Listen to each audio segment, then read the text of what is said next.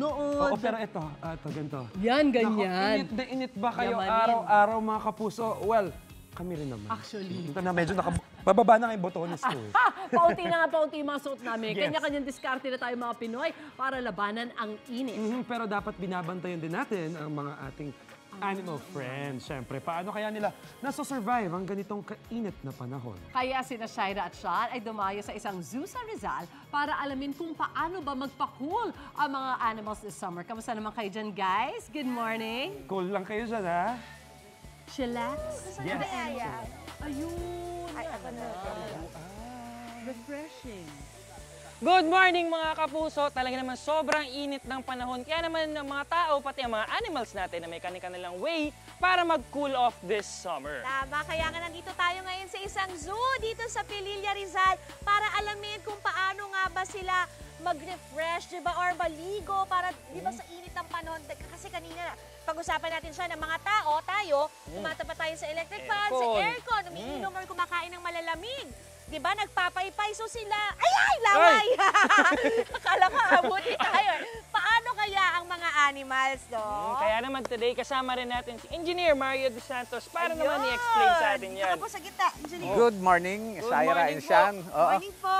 Ito, camel natin, no, kahit na mga galing to sa arid environment, kailangan din nila minsan mag-refresh. Yun nga yung naisip ko kasi nasa desert po sila, di ba? Oo, So sa parang never ko desert. naisip maliligo sila eh. Pero sa time to time dito, pinaliliguan natin. No?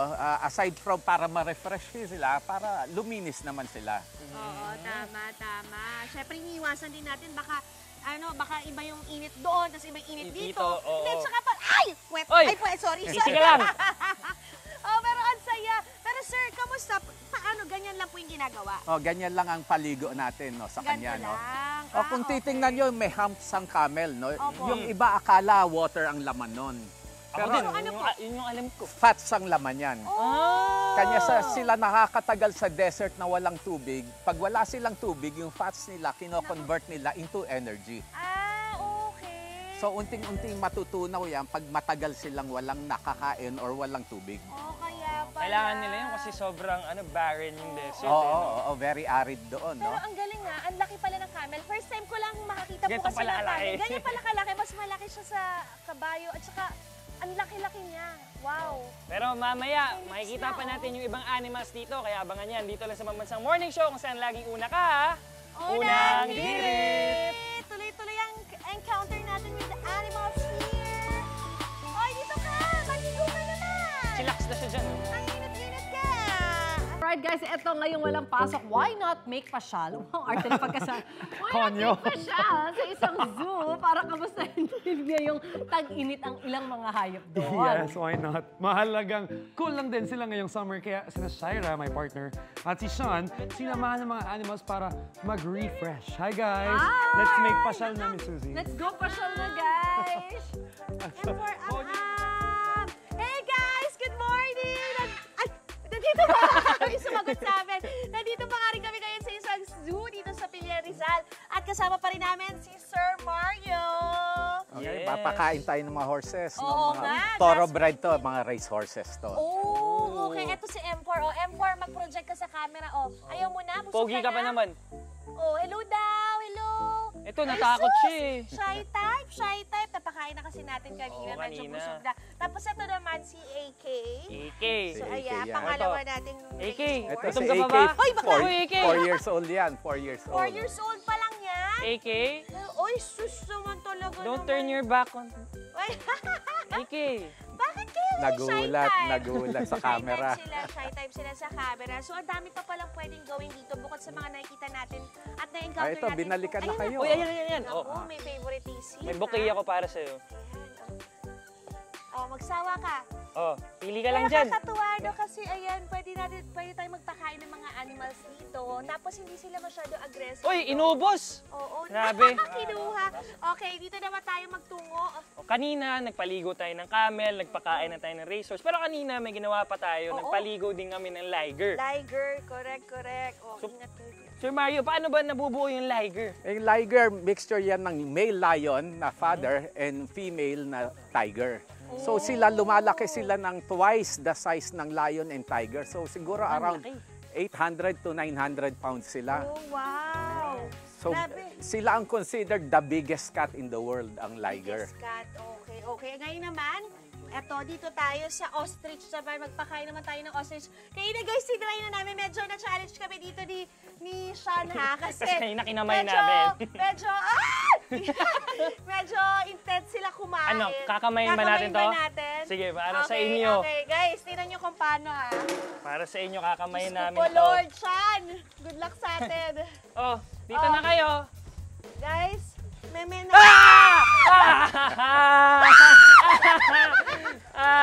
Guys, nakakatakot. Gamitan na nyo ng Ito ano. ito Yan.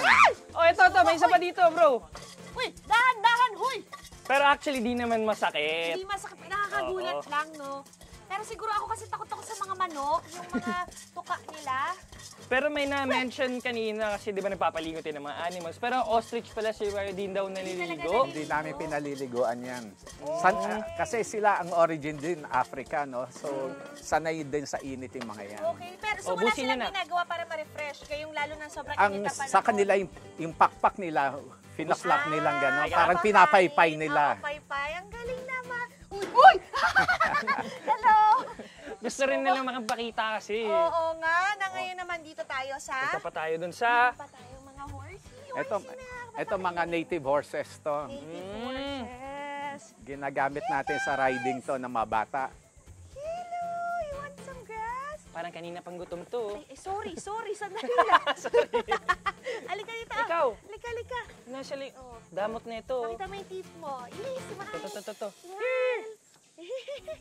Ang cute nito, maliliit. Ito, lumapit. no? Oh, ayan, Ayan na, para na. busog kayong dalawa. Kuyain mo naman, Day. Ay, kuyain mo. Ano pong pinagkaiba nito dun sa ano kanina? Sa Ito, thoroughbred. thoroughbred, mga imported yan, ginagamit for racing. So, ito mga native horses lang to, hindi gaano lumalaki to. So ganyan So, na lang sila. ito, mostly adult size na to. Okay. Dito tayo, alam niyo, parang gusto kong bumalik dito sa ostrich. Oo. Parang nabitin ako sa pagpapakain sa kanila. After Tara, nilang pumunta kumain tayo. kasi kailangan nila uminom ng tubig. Oo nga, tama. Okay. So, next. Hi guys, we're back for more! Hi, guys! Tapang-tapangan eh. Huwag niyo akong tukain! At talaga ko sa ano siya. Ay, wait lang! Ayan kasi! Tsakaman nyo! Oh, dito ka. Ano? Diyos ko, tingnan nyo naman. Grabe, kala mo mauubusan na. Parang walang bukas yung tuka nila. Sean, ito pa, Sean. Meron pa pala dito. Oh, habang kumakain yung mga ostrich na to, kayo mga kapuso, this holiday, saan ba kayo pupunta? Oo nga. For more ideas, kami nang bahala sa inyo. Kaya tumutok lang kayo sa isang morning show kung saan laging una ka. Unang hirit! O, sibog pa. Sige. Go! Oh my God!